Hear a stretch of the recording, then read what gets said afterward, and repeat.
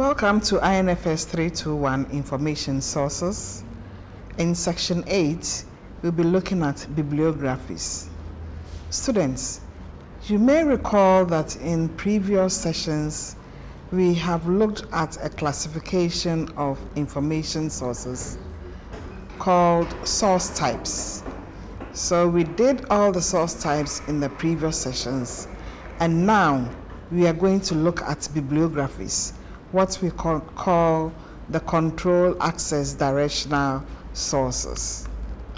So at the end of this session, I expect that you'll be able to explain the uses of bibliographies, to also state the elements which make bibliographies meet the need for control and access, and then we'll be looking at the different types of bibliographies.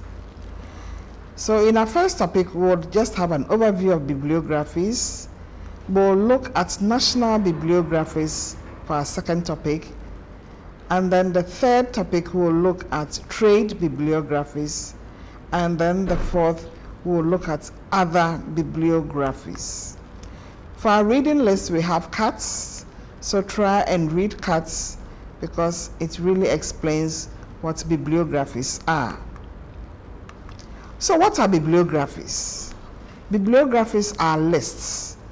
Bibliographies lists is a list of written, printed, or otherwise produced records of civilization. And the list of works, whether complete or selective, they are compiled based upon some common principle. And these include the author, the title of the publication, the publisher, the place of publication, and other issues. Now, bibliographies are not necessarily confined to books, because these days we do have a lot of formats of information, such as online databases or CD-ROM. So you have bibliographies also listing online databases and CD-ROMs as well as networks.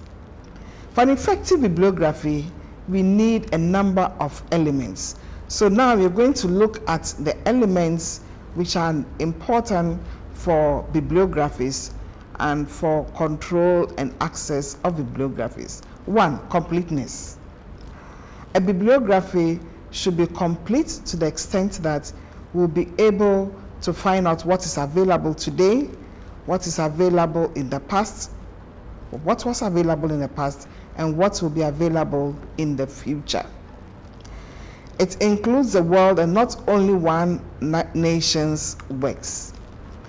Another element of bibliography is access to a part. The bibliography should be so analytical that you'll be able to find the smallest unit in the book. So it should give you access to the author, the title, the place of publication, the publisher. So access to a part in the bibliography is important for this particular element. Another element is the various forms. As I said, materials can appear in various forms, either in book format, or in various types of electronic resources. So the bibliography should indicate what form that information or what that material, the format of it. Is it a book form, or is it a CD-ROM, or is it an online database? So, to sum up, we can say bibliographies provide completeness, elements of completeness, access to a part, and various forms. So now we'll look at uses of bibliographies in general. Bibliographies are used to identify and verify. You may ask, what are you trying to identify? What are you trying to verify? As I mentioned, bibliographies are lists, and they should tell you who the author of a particular item which is listed in the bibliography is, the title of that publication, the edition, the price, the ISBN, the ISSN if it exists. So that is one use of a bibliography for identification and verification. Another use of a bibliography is location, to be able to locate where is the material published, or where can it be found in a particular library, or where can it be published, where it can be purchased, or for online purposes, where can you find that particular site. So a bibliography is also used to locate materials. And then a third use of a bibliography is for you to select from a vast number of publications. So the three main uses of bibliographies include identification and verification, location, and selection. There are several types of bibliographies, and we refer to these as systematic or enumerative bibliographies. Examples include national bibliographies, trade bibliographies, subject bibliographies, bibliography of bibliographies, universal bibliographies. So let's start with national bibliographies. What are they? National bibliographies list comprehensively materials published in a particular country. So once the material is coming for a particular country, such as Ghana, it lists materials published in the language of that country. So for instance, in the Ghana National Bibliography, we have titles in Ga, in Twi, in Ewe, in the local language of the particular country. National bibliographies contain materials on a particular country. So even if the material is published outside the country, but it is on Ghana or it is on the language of Ghana, it will enter into the national bibliography. National bibliographies are usually published under the auspices of a national library or another agency such as the Legal Deposits of Copyrighted Materials Office. National bibliographies are divided by time, form, and origin. What do we mean by time? Time includes the listing of works either previously published or works being published now or works to be published. That is, in a bibliography, you have current as well as retrospective information. To be divided by form, this means the National Bibliography should list all the collection of works, whether they are monographs, whether they are components such as essays, periodical articles, and it should also tell us the form, whether it's a book format or a database, a recordings, or pamphlets, or even microfilm. And then national bibliographies are also divided by origin. By origin, we mean where it is published, which organization is producing it, or which publisher has produced it. So let's look at additional uses of bibliographies. You can recollect that we had three main uses of bibliographies. Now, when we come to national bibliography, we'll have more uses of the national bibliography. So if you can recollect, we said bibliographies are used for identification and verification, location, and selection. That is the standard definition for a bibliography. Now, what about the other uses of national bibliography? One important use is for the preservation of a country's intellectual property, so that everything which is published in the country does not get lost. So the national bibliography will ensure that anything published by a Ghanaian in Ghana or a Ghanaian outside Ghana or even by a foreigner but on Ghana will be published in the national bibliography. Another important use of a national bibliography is for collection development, especially for retrospective collecting, where currency is not very imperative. We just want to know what has been published in Ghana, and then you acquire them for your library or for your center. Another use of a national bibliography is to obtain current bibliographic sources of books or materials which have been published. Similarly, you also need retrospective materials. So the National Bibliography would provide you with current as well as retrospective materials. They have different frequency times.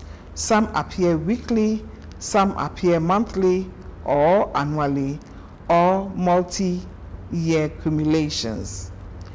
National bibliographies also facilitate international exchange of cataloging data, so that you do not need to do original cataloging because the information has been cataloged for you.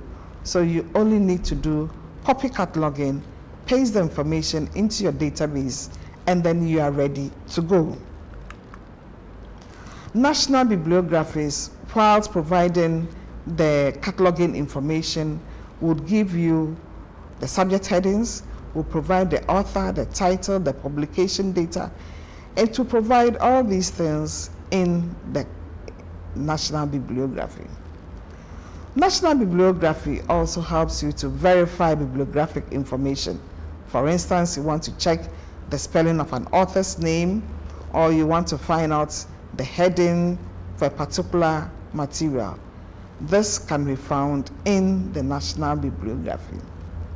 And additionally, it brings enormous order out of the chaos of tens of thousands of items published each year. Every year, many people are publishing. So if you don't get the National Bibliography to be able to control what has been published, you would realize that your intellectual property is lost and is gone forever. So let's look at some advantages of National Bibliography for collection development, because you use that to be able to select materials which are not in your publication. It also helps you to find out the information such as who is the author, the title. So it provides accuracy, and it lists everything that has been published now, what was even published in the past, and what will be published in the future. That means forthcoming publications are listed, which enable the librarian or the information professional to be able to plan, to know which materials to purchase. As we talk of advantages, we can also talk of disadvantages. So one advantage is for collection development, and we have a similar disadvantage for collection development, in that because it focuses on only one country, you are limited to materials produced in a particular country. But you know that when you are building a collection, you do not only need materials for one country. You need materials from every country, from Ghana as well as other countries. So in terms of collection development, it becomes a disadvantage in this sense. Again, in national bibliographies, it's not all types of materials which are covered. For instance, if you take the British National Bibliography, it does not contain certain materials such as music, maps, periodicals, and the others. Again, another disadvantage is the delay in getting the items listed in the National Bibliography. For instance, in Ghana, we have a delay in getting authors to deposit their materials with the national, what we call the National Bibliographic Office. And this time, the work is being handled by George Padmore Library. So as long as there's a delay from the authors in depositing, we will have a delay in the compilation of the National Bibliography. And so what do we say? So to conclude, we say national bibliographies, therefore, can only be considered as alerting tools. To be able to build your collection, you need not only the national bibliographies, but you will need the reviews. You remember we talked about American Reference Book Annual, which is a book review. Yes, we need examples of book reviews such as the ARBA. We also need subject bibliographies. We will need even catalogs from publishers to be able to develop our collection. So examples of national bibliographies include the British National Bibliography. This is part of your assignment, so we would go quickly through other titles that you have to work on. So you need to work on the National Bibliography, British National Bibliography. You also need to work on the Ghana National Bibliography. You need to examine those two bibliographies in detail to be able to get a comprehensive understanding of what national bibliographies are. So ladies and gentlemen, we go to our next topic, which is on trade bibliographies. What are trade bibliographies? They are commercial publications which provide the book trade information. And so when we talk of book trade information, information such as who is the author, the title, the publication, how much does the book cost? So trade books are intended for sale to the general public, and these are available in bookstores. They are letting devices that make no statement on the value of the works cited. By this, we mean that they just list simply the works which are available from their publishing houses. They provide no statement. That means they do not provide any evaluation or any summary of the particular listed material. And as a bibliography, it sets itself limits of time, form, and origin. You recollect that we looked at what time, form, and origin means in the first topic, under the first topic. So what are uses of trade bibliographies? They list titles that are currently available from a whole series of publishers within a particular geographical area.